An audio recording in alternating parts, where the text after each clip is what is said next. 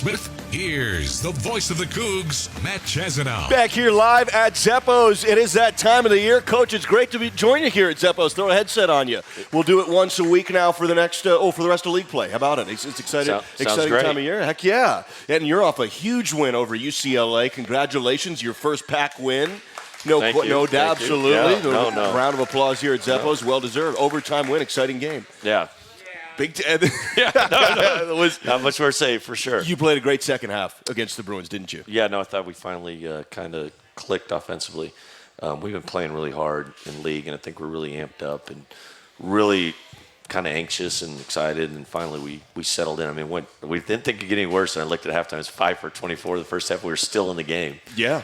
And, our guys just kind of hung in there and made some adjustments, and paid off. Well, a lot of that is because of two things that have been consistent through the whole season, and this is going back to the very first practice I saw. There's a really high percentage of what you were focusing on was perimeter defense, and also you're basically top 10 in the country. We have to check the stats before the Cal game, but it's basically top 10 in fewest turnovers committed per game, by percentage, however you want to slice and dice it. Not turning the ball over and playing great defense, you can weather a 5-made field goal half. Evidently. Yeah. Evidently you can.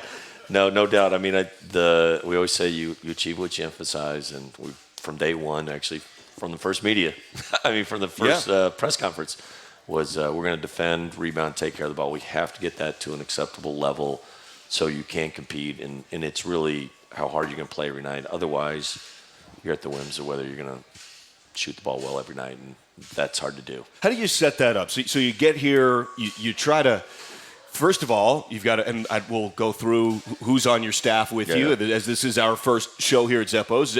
Old news to many, but it's fun to talk about and how that came together. But you get here, you have the roster of guys that you have, and you need to meet them and talk to them and figure out who's who, and then you need to recruit, and you've got the personal side. You need to move your whole family here, and you get everything all set and dialed in, and you're sprinting, and you're off and running. But how do you instill those key elements?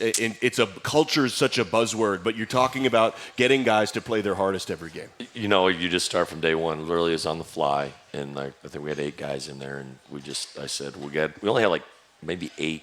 I don't think it was 8 hours to work with before the spring was up. And I said, I'm going to take advantage of this while I can, back and forth. I said, we'll meet and work out, see what sticks. But we did. We started off with just stuff that you'd normally do, like conditioning in the spring, get ready for spring and the fall. Normally doing conditioning, get ready for, the wear and tear of the season. I said, we got to do this in the spring. We just kind of got to set the bar here. And they're really willing to do it and work at it. And like I said, we got to stay with it every day, hammer it, and chip away. And so far, we've stayed pretty consistent. How do you feel about it in terms of effort? Great. In terms of what you do? Great. No, I love this team. They really work hard. It's new to them. It's like having 15 freshmen, but there's some experienced guys. But they're trying, and they're kind of relentless. And I think that was the most impressive thing. First of all, our first Pac-12 game, I think we're down 20-7. It was my first game coaching the league. I said, geez, this is what it's like. I said, and we just kind of hung in there. We stayed the course and weren't shooting the ball well, but and obviously USC has a really good, talented freshman. And he was kind of dominating the game, but we got that thing 50-47 with, a handful of minutes left, and, made a big play, and, call went the wrong way.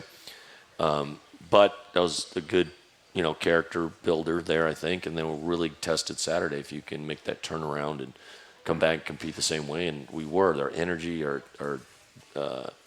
get confidence from what you're working on. And I think we were working so hard, playing so hard, and we hung in there and caught a break. Specific to the USC game, first of all, you held them to 65, which is an accomplishment. Nothing wrong with that. And 65-56 was the final. It was an off shooting night, but that's on paper at least, you tell me, a terrible matchup.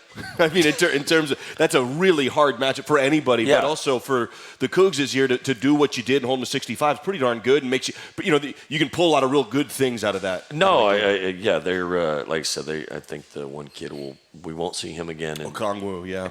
in Beasley. Yeah. I think this will be the last time people get to see him. He's going to be probably a lottery pick. But we got to play him down there again and find a better way. And I think I just think we're going to have a lot more confidence of UCLA. UCLA, similar team. They just don't have the lottery pick, but they're big and athletic, and I think it's just getting used to that. And the league in general, I mean, obviously it's Pac-12, but the league's pretty big. There's some teams that are playing with a lot of size, and we got to weather that storm. I mean, we're still young. Some of our bigger guys are young too. Yeah, Colorado's big. Washington's a big team. Isaiah Stewart. Washington's really big. Yeah. Colorado is not as big. Not as big. Tyler Bay, I know. Batty's a big Batty's kid. Big, but he's not that tall. I can live with that. Yeah, I watched the Washington USC game Sunday night a little bit. What'd you think? Big boys, right? Just big. Yeah. Long, athletic.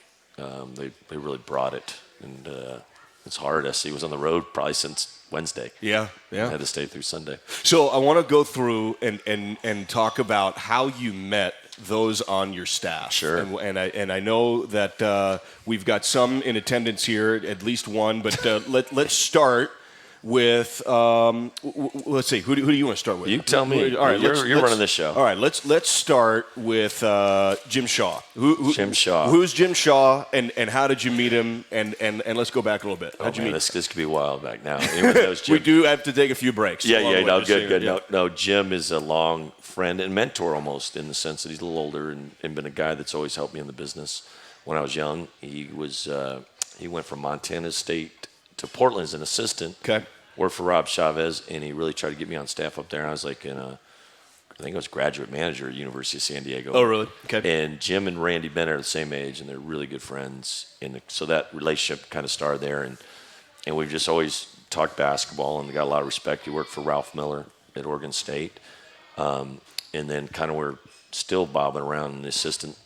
I had a chance to go to Washington, actually, as an assistant with Lorenzo. And it would have been like my fourth move in 4 years, and I just said, time out. I just couldn't do it. And he was starting a program, and Jim ended up on the staff there, and we stayed connected, and he's a really good resource. And I don't know if there's a guy that knows the Northwest better and really has a good reputation.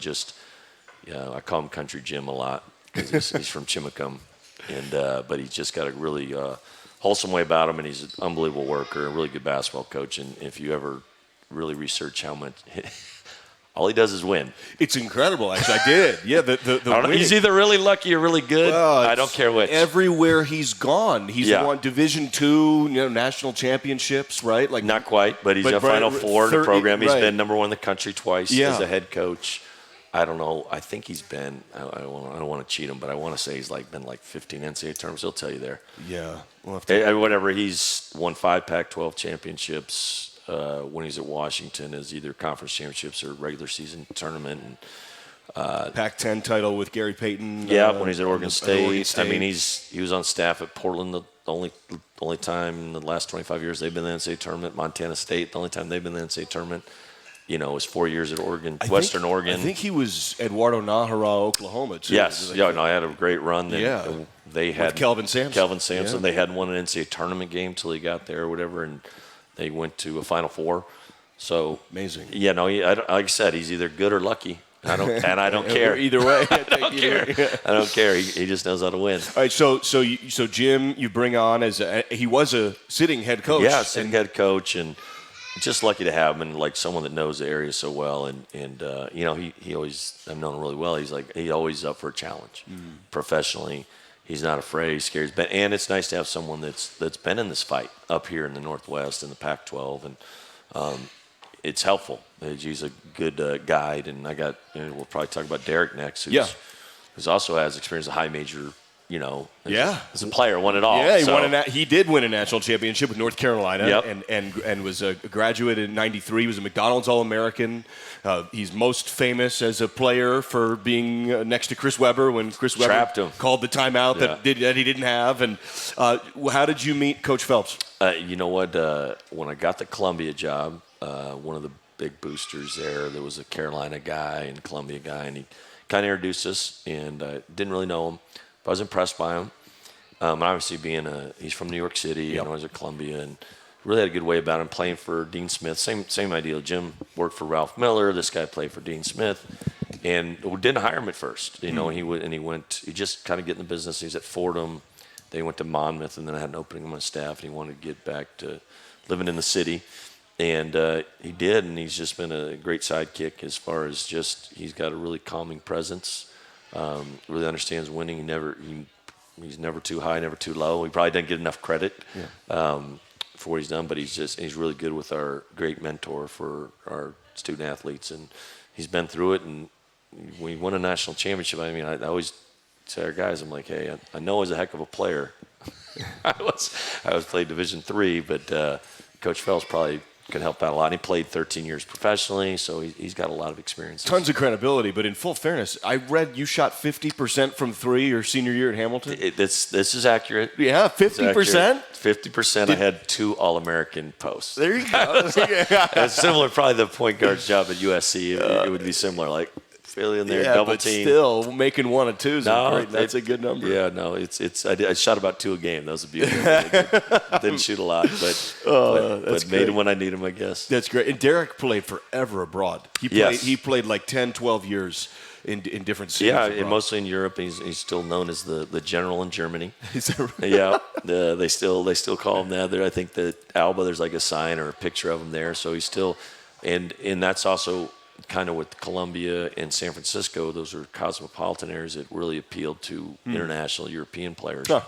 And I think obviously, even though we're pretty rural, small town, but that's going to be part of our blueprint too. Is trying to attract international players. Been really successful when Tony Bennett was here. Yeah, Aaron Baines and we saw Ryan Rapp, who's from Australia, really blossom in the UCLA game. Those were his biggest plays as a Coug. I that was a little bit like we're down 11 here. We can't shoot, but we're playing hard. And I said, let's go zone. Let's see what happens. Yeah, because like I said, like Ryan should be redshirting, but he's just we need the help in the backcourt. And that was amazing that he was able to come in and have such poise and right away made 2 big buckets and then had a nice assist. And he's a competitor. He really wants to be a player.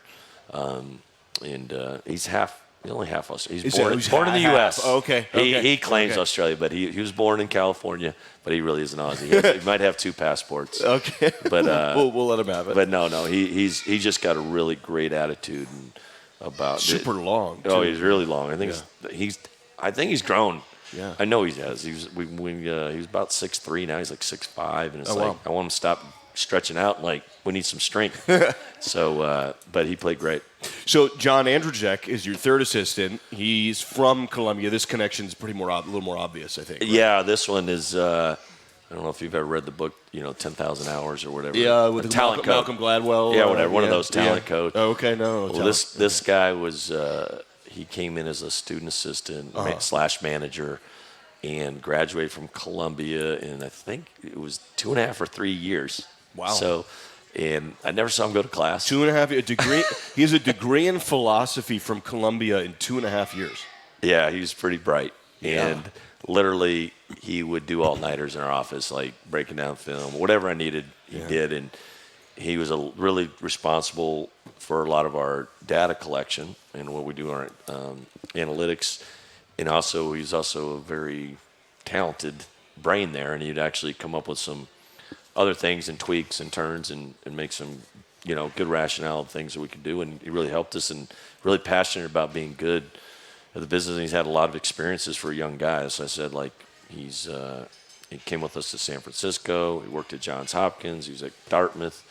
And now he's with us, and this is a little bit outside the box kind of job, and he's definitely an outside the box kind of hire and coach. But he's been working that international piece when we were Columbia, San Francisco, building contacts, and then when he's at Dartmouth, you kind of have to recruit the globe. Mm-hmm. They really do. So it's like you're building those client lists really for that, and he's done a good job. And I think you have to have a lot of different areas you're recruiting, and he's done really good there. And like I said, he's sharp. He helps out the rebounding and in our offense, and I just think he's really good young talent. Speaking of recruiting, your recruiting coordinator is Michael Plank. Yes. And he was at the City College of San Francisco, which from the football side of things, Coug fans know all about City College of San Francisco. But how about the basketball side and what you know from Michael Plank? How'd you two guys meet? We met kind of when I got the San Francisco job. I didn't know him, and he had worked at San Francisco previously with the previous coach. He's from Stockton, and we had a common friend, a guy I grew up with, that they worked. I forgot how it was. He recruited a guy. It was so kind of got to know each other, and then he was really on this pursuit of. He's really talented. He worked at for the EYBL, Elite Youth Basketball League in Portland. He'd worked. It was with Portland State. He was with the Milwaukee Bucks for a short stint, and then I think he finally his wife, who's great, she said, "Hey." Settled down a little bit, and she's from San Francisco, and he kind of settled in there at San Francisco City. But I know he has. So again, he's touched a lot of things, a lot of areas, whether it's NBA, the EYBL, and he's very personable, very good salesman, and he really keeps us organized on that. And like I said, and anyone knows at this level, you got to be recruiting constantly. So he's keeping us informed, setting our schedule, and he has his hands in a lot of other things too. So. He's a great personality, great ambassador for our program. He told me that he actually crossed paths with Andy Enfield at the Milwaukee Bucks for a yeah. year. Yeah, I know. What are the odds? I know they bro hugged it out. I know what that was all like, about. wait a minute. How do you? Hey, yo, you sharing secrets or what? So you come here, you're scrambling, getting it all together. You blow out Seattle U 85-54, and I heard you say to our director of athletics, Pat Chun, right after the game courtside, you look at him and go, "Nice hire," and you gave him a hug and had a good laugh about it. And that was a heck of a start. Yeah, no, didn't see that coming, but I'm sure he was like, "Hey, good." I feel good about for sure. Yeah. I said, "Well, I don't know if we can sustain that level, but it was good." And the administration's been really supportive. Pat's been great. Pullman's been great. And to my family, it's right. Sometimes you're lucky in life that things come together, and this has been a good experience, and we're happy to be here. Good. Well, let's take a break. We'll come back. We're up against it. We need to take a break. We're live here at Zeppo's. We're talking hoops here with Kyle Smith. First show from Zeppo's. We are live. We'll be right back. Right now.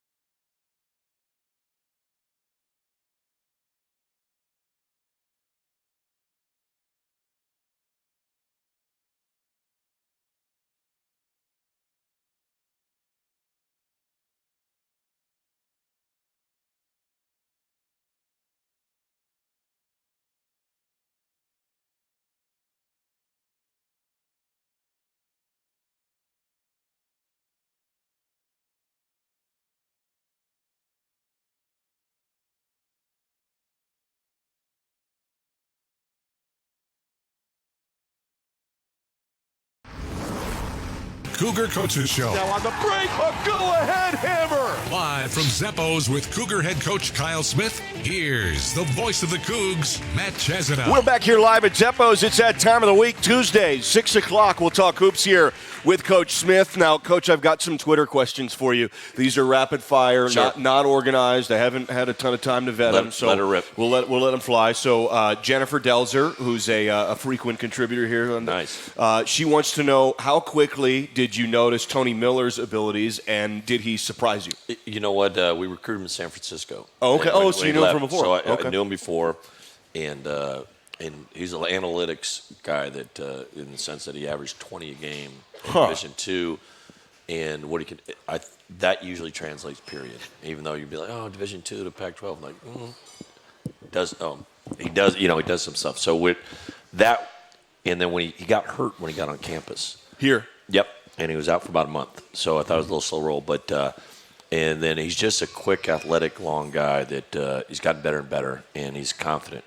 Earned a scholarship. Yes. Just this past week, right? He's great. Congrats to Tony. Yeah, no, it's good. He's well-deserved. He's worked hard. He's our kind of guy, just very steady. Doesn't talk a lot. Very coachable. 6'6", but long. Yeah, Plays like 6'8". Yeah, he's got I think his wingspan's. I think he's like 6'11" wingspan. Wow. Yeah. He plays block. He had a big block. Yeah. And then towards the end of the game, I think we're up 4, and so hoped it. He's actually lived up to what you'd hope he could be. Yeah. Jennifer, thank you for the question as always. All right, Daniel Hayes. Daniel Hayes wants to know, what was your very first job in the basketball industry? Oh, that one I know. I was graduate manager. I think that was the first time the title had ever been used, because they just got rid of graduate assistants. Okay. In 1992 at the University of San Diego, and Hank Egan was the head coach, and Randy Bennett was assistant. I want to ask you about San Diego, and I don't want to get too Sure. deep into it, but if you've got to kind of go deep into the weeds, and I know this because the Cougs played San Diego last year, I didn't realize San Diego has like 6 NBA head coaches that have all come over the last 10 years. Barrejo, and what's going on down there? What were the Toreros doing? It's wild, because actually when I was graduate manager, we had a student assistant finishing up his degree, was Mike Brown. So that's what I told our graduate managers. Head coach of the Cavs, Lakers. Yeah. I said, and assistant with the Warriors now. Yeah. And I told Anthony and Michael the other day, they were working on some film. I said, yeah, that was Mike Brown and myself. Wow. 20. So 25. you and Mike Brown, Yep. an assistant now in the Warriors, former head coach of the Lakers, and the head coach of the Cougs, were both checking film. I was doing his work, I'm going to be honest. He was delegating very well. I was below. I was doing a lot of his work. But he's a great guy. And Randy Bennett was an assistant. What a staff. Yeah. And Hank Egan went in. The connection is this. Hank Egan was a head coach, coached at Air Force. Okay. He coached Greg Popovich. Oh, wow. So it's all really tight. It's Popovich. So Wow. it was a weird. So Popovich became the general manager and head coach at San Antonio, and recruited Hank to come out there and sit on his bench. Huh. And then also Bernie Bickerstaff Yeah. was the head coach at San Diego, and he was in the NBA. So there was they're both pulling talent out of the university, coaching talent evidently, because we didn't have a lot of good program, but never this one up in Spokane in that league. But right. It's kind of, so it's perpetuated itself. They've done a good job, and it's amazing. Yeah. Fizdale. There's more NBA coaches out of the San Diego Toreros than anybody in the country. And another one is Eric Musselman, who played there, and he kind of wasn't related to anything, but his dad coached the NBA. So we had there was just a lot of guys. And how much are you in touch with NBA coaches then? I'm pretty connected, and then kind of through the same path, I had an assistant at Columbia, who's a young guy, who's probably the youngest general manager in the NBA, is Kobe Altman.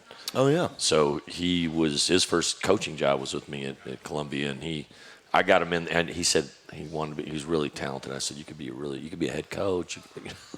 And he goes, I really want to work in the NBA. I said, I think I can help there, but I really wish you didn't. And the opportunity came, and he worked for the Cavs, and he's just... Wow, pretty cool. It's a small world. We're up against it. We need to take it. We'll come back to more Twitter questions next. We'll let you know. How about some fries? Fries and a burger, a little bit. All right, we'll take a break. Couple of minutes. We'll be right back here live at Zeppo's.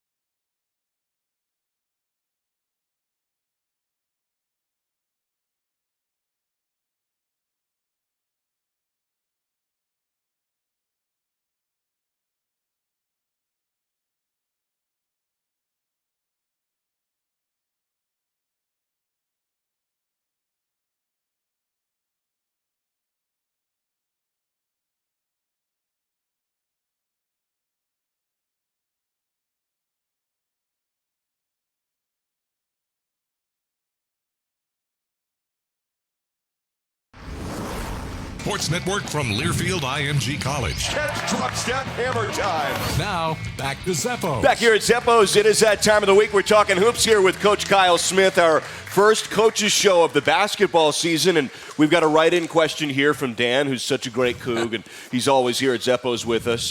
What led you to insert Ryan Rapp in the ball game right at the time you did? Because it felt like it was just the perfect brick in the wall for stability there. It was the right thing at the right time. You know, if you're a football fan, are you familiar with the Hail Mary? We were down 11.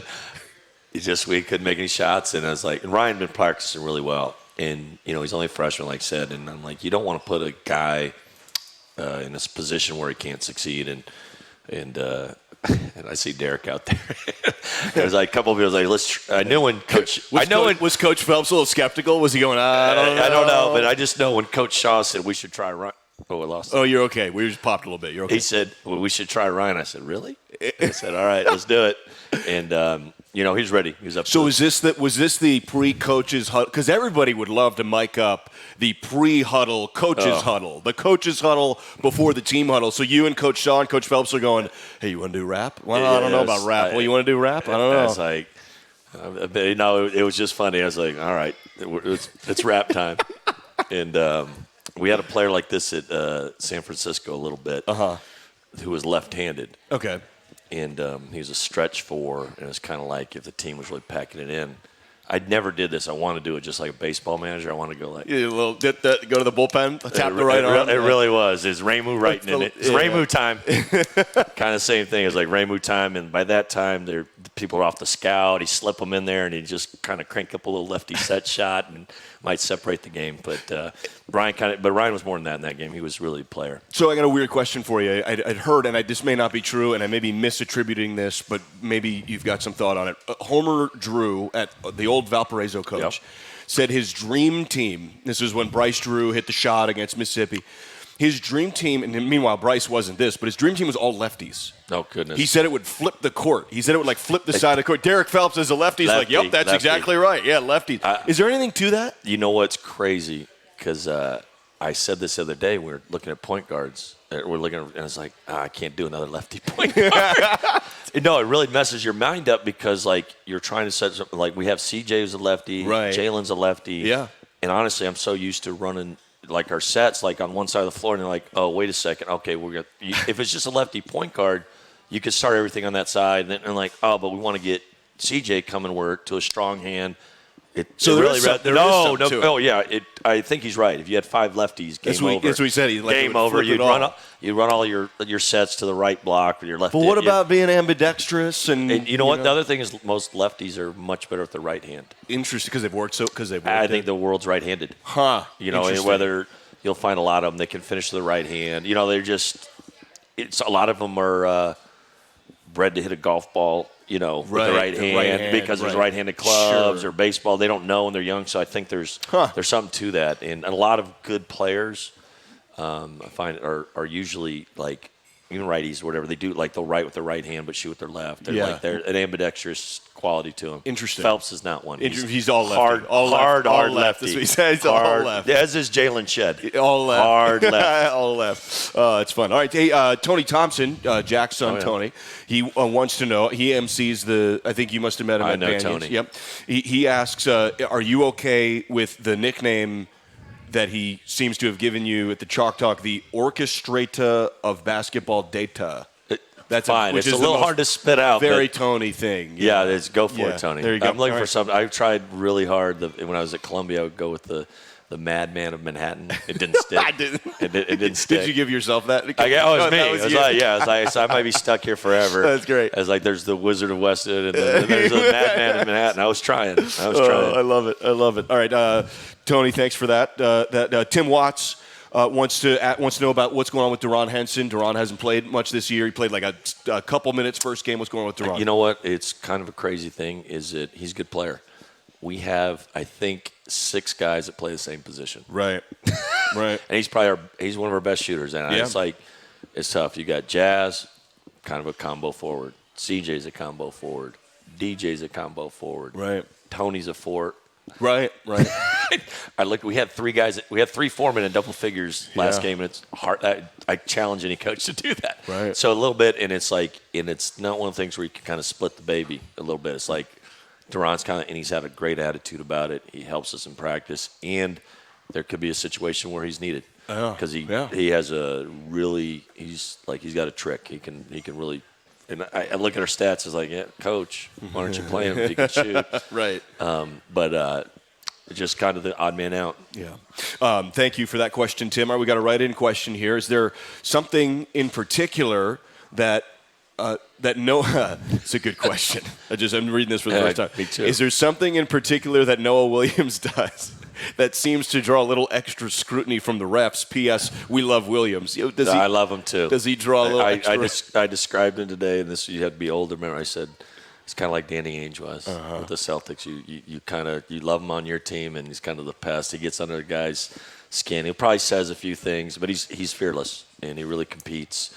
And I got a rule for him. I said, if you do, I won't take you out unless you do something wrong. So it goes in there, and it's hard for him to play perfect basketball. But but when he's going good, he's competing, and he does. He gets. He's an agitator, but does it with his hustle, and he'll let him know a little bit, I guess is the best way to say it. And he's also a true freshman who seems to very obviously project as a very relevant pack player. I mean, this is a guy who's athletically capable. He's working on some skill stuff. But tell me if I'm wrong, but Noah could really produce in this league. I think he will. I think these, like all of these freshmen, they need to grow up in a lot of ways and just socially mature and stuff like that. And it's a hard grind playing Division I, much less Pac-12, and the strength and conditioning, stuff like that. And I'm really looking forward to having him and Ryan and DJ and Bova that spring and summer. We'll call it boot camp. And they'll make, that's when the guys will make their biggest strides. But be able to contribute the way he's doing as a freshman is really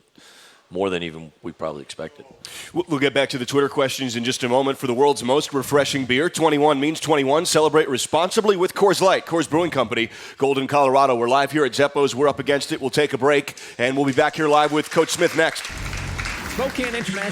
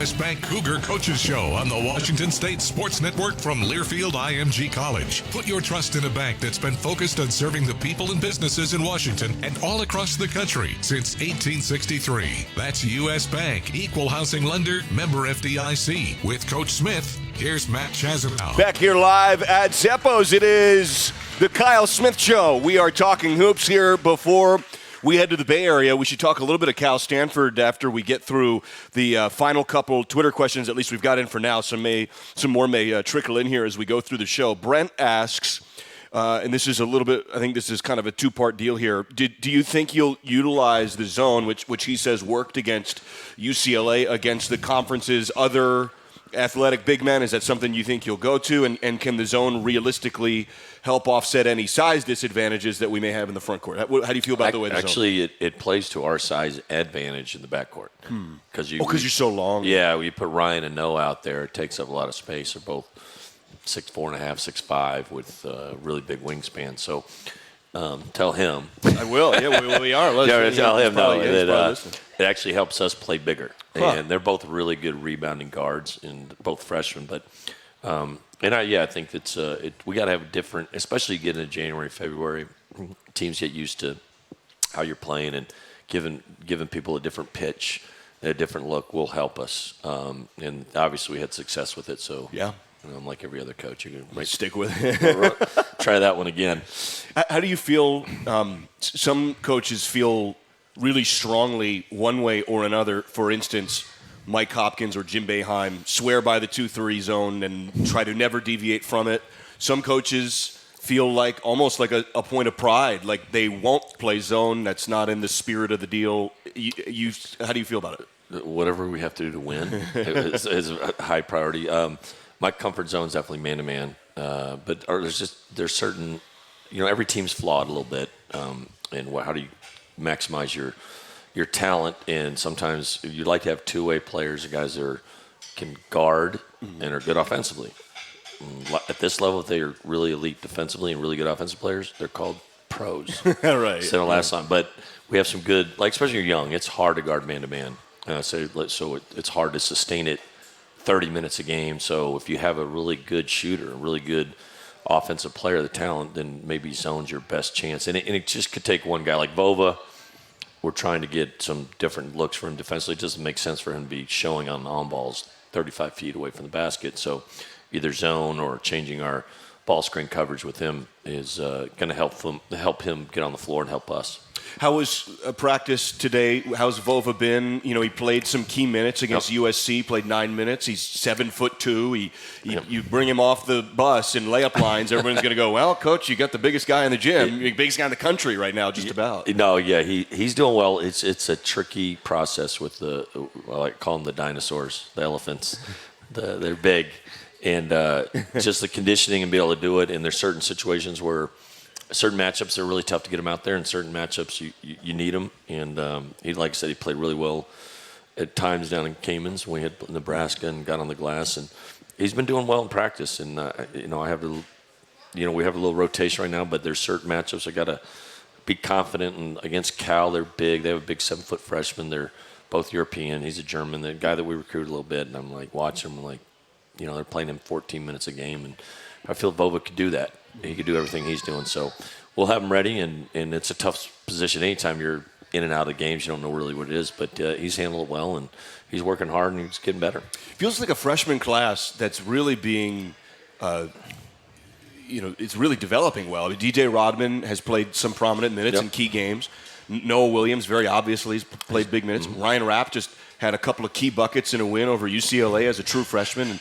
And then Big Vova Markovetsky from game one, Seattle U, to now, has definitely improved. I mean, there's no doubt he seems more comfortable out there. Yeah, no, and I think we signed all those guys late. And the one common thing they have high major size. And obviously Vova's enormous. And then Noah and Ryan being those kind of lengthy guards. And it takes those guys a little longer to where their value is when they're on the backside of their career, where they're bigger. And then even DJ's he's not that tall, but he's broad and he's long, and he can really shoot it, and he's got a good feel, a good sense, and I think all those guys, and a big part of when we're recruiting these guys, especially the freshmen, is like we need guys that want to be here, want to stay here, and that's kind of the for like DJ, his mom's from Monroe, Washington. He was excited, and obviously fairly close to his sister. Sure. So we're helping the Coug family. Top soccer player in the country. Yeah, that's exciting. So I should get a raise for that. Pat Chun's here, by the way. Yeah, Pat. Yeah, I don't know. Yeah, I just helped the soccer program. But, Ryan Rapp, he'd signed with the San Francisco, really wanted the opportunity to play at this level. And all those guys in Vova, I imagine the winter in Ukraine's probably a little nastier than Pullman, so he's right at home. He's fine. He's like, this uptick. It's hot. It's an uptick for him. It's a hot winter. Yeah, so he's great. That's fun. Let's take a break and come back. What we haven't done yet is talk much about the studs this year, CJ and Jeff Pollard, and I want to get into Isaac Bonton and what he just did against the Bruins. Let's take a break, and we'll come back, talk about those three next live here at Zeppos.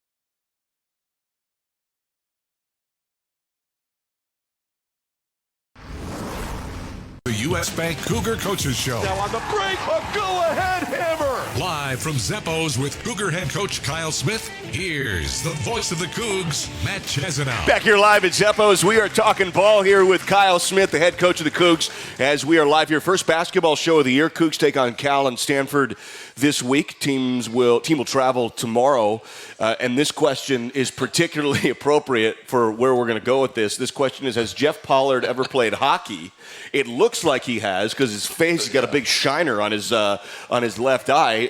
I said on the air last game that looked like he was at like round 12. He is a tough. He became a legend when he came back in the USC game. I mean, all time. It was our Willis Reed run. That's what a couple people have mentioned that. Willis Reed specifically. I will. Hopefully, we'll have him healthy when we get down to SC. That game.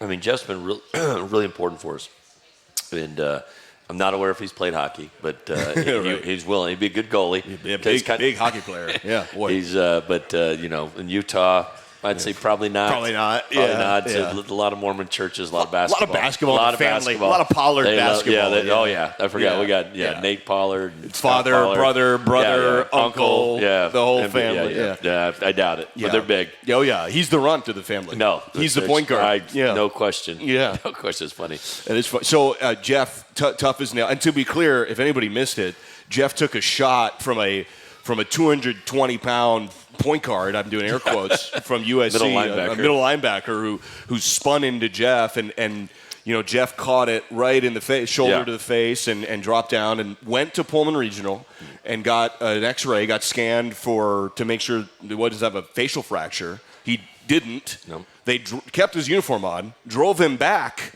comes into the game. Tony Padilla, who's a veteran official, has been around for a really long time, looked at Jeff to confirm he was going to check in. I don't know if you saw I this. didn't see that. So Padilla looks over at Jeff and kind of looks at him, and you could see it looked like he had a sock in his cheek. Yeah. I mean, it was so big. And he looks down, and he goes, and he does a double take and looks again and goes, "Whoa, you all right? You sure you want to get, you okay?" Yeah. And Jeff's like, "I'm all good." And then he scores a layup.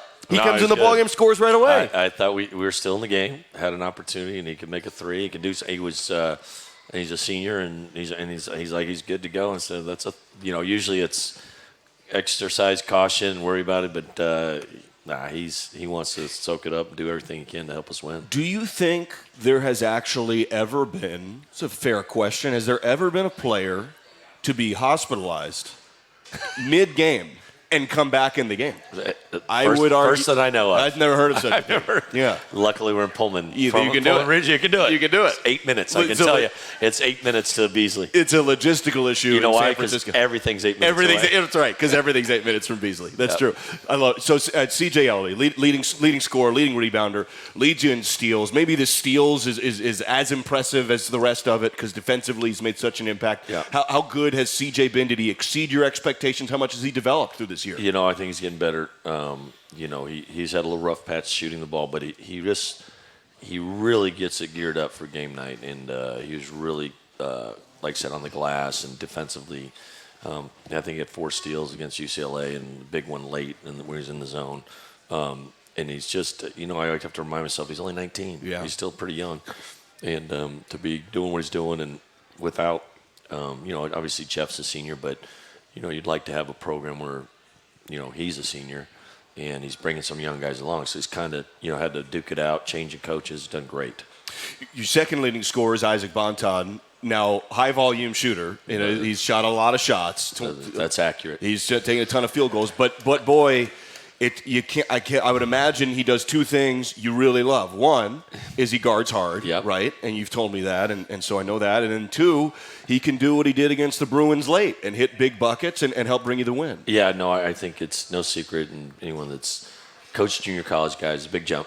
And just as far as he gave us such a good our program so predicated on how you do in the fall. And as far as it's about 5 or 6 weeks, we're giving our analytics, and Isaac hit a lot of the markers. It's like, I'm going to stick with that guy because he really brought it every day in practice. And there's a change there. And there's, he's a new job, new responsibilities, used to being, scoring. I think he scored 35 a game in high school. Yeah. And then junior college, he's a lot. He was, I think, second team All-American.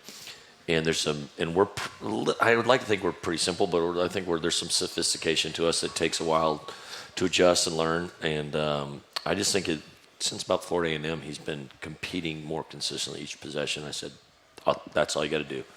And I want him to get comfortable out there and know that we believe in him, that he can do that. And it clicked there at the end. And, we've seen it. He can get them in bunches, as can CJ. And I'm just trying to get them both to hey, let the game come to you a little more. I like how we're guarding and rebounding, and that's the last piece to come. But I think we finally, like I said, that second half we showed some in overtime, and we'll see if we can carry that on the road. It'll be a little tougher on the road, and we'll see what we got. Post-game party never stops at Northern Quest with 24/7 gaming, over a dozen restaurants and lounges, luxury rooms, and more. Details at northernquest.com. We'll take a break and come back live here at Zeppo's. We'll preview Cal Stanford coming up this week. Next, live here with Coach Smith. Spokane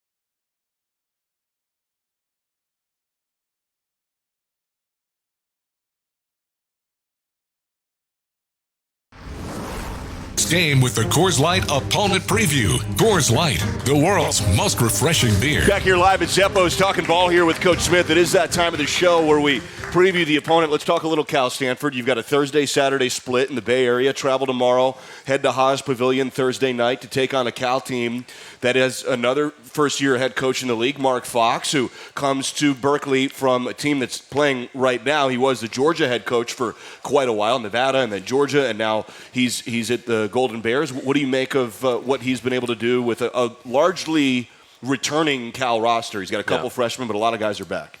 Yeah, no, I think Mark's a really good coach.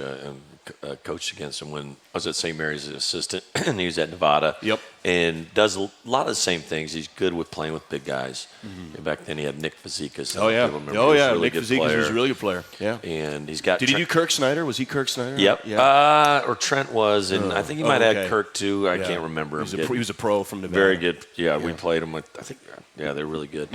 But they run a lot of the same stuff. They're going to be very, it's a little bit off the Mike Montgomery tree. I mean, Trent's on his staff as a special assistant, and so you got Trent Johnson. Yeah, so you got Trent Johnson, who's from the Northwest and coached at Stanford, and was head coach at LSU. And LSU and TCU. So they're pretty, and they got some other guys there too. So they're pretty veteran that way, and it's one of the most successful models of that coaching tree. Whether it's Wayne Tinkle, Larry Krastowiak, there's a bunch of them out there. Travis DeCure, and Mark's he's kind of in there with Trent and all those guys that kind of run the same stuff. So you go from Haas Thursday night, and I don't want to overlook the Bears, but just in the spirit of the format here, we're talking Stanford also. Stanford has a fantastic record this year. The Cardinal, I don't know if they've been the surprise of the league, but they're 12-2. That's pretty darn good. I'm not sure people expected them to only have 2 losses after 14 games. Yeah, the league's up. It's probably because I'm here. That's it's like doggone it. Everyone had to be good. Yeah, that's good. No, Stanford's really good. We played them last year at San Francisco, and we beat them. But I thought they had good young talent, and they were up and down a little bit last year. But really, what's really helped them, they have 2 freshmen that are really good. Point guard, who's a little like Steph Curry, and Spencer Jones. We got 60 seconds left. Harry Pratt is asking on Twitter, are you sticking with a tie? Everybody wants to know, are you sticking with a tie? Tie's in. My wife made me do it. All right, there you go. And Super Dave Emmerich wanted to ask about something with jerky. Super Dave's watching. Dave, we'll figure it out. We'll figure it out, Super Dave. We'll figure it out. We've got, let's see, what time is tip against Cal? We've got a 7:30 tip, a 7 o'clock airtime on Thursday. Thanks so much for tuning in. Great to see everybody. Really great to see everybody. Great to be back. Thanks to Zeppo's. Thanks to Jerry Kylo, who does such a great job. Jared Brengruber, Jake Eisenberg back in the studio. Cougs will be back with you 7 o'clock on Thursday night. Thank you, Coach. All right, thanks, man. Thanks, buddy. Appreciate it. Thank you.